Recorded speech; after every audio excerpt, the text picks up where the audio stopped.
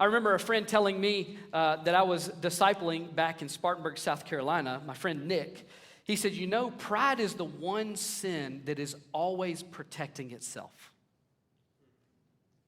Think about that for a second. Is he right? Pride is the one sin that is always protecting itself. Well, be humble. Well, let's be humble so that we can show everyone we're humble.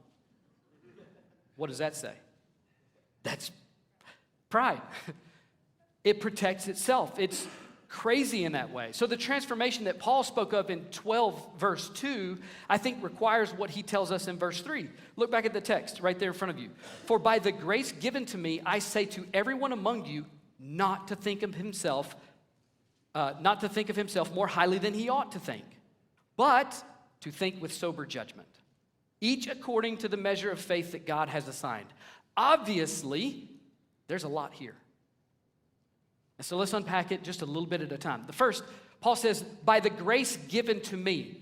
Now, many believe that Paul is appealing to his call as an apostle. And if we are to think about that, think about the humility that he had to embrace, knowing his background, his past, his pride as a Pharisee. I mean, you could just read the couple of times where he's giving you his resume, and he's like, look, Jew of the Jews, right? Pharisee of Pharisees, there was no one more perfect than me.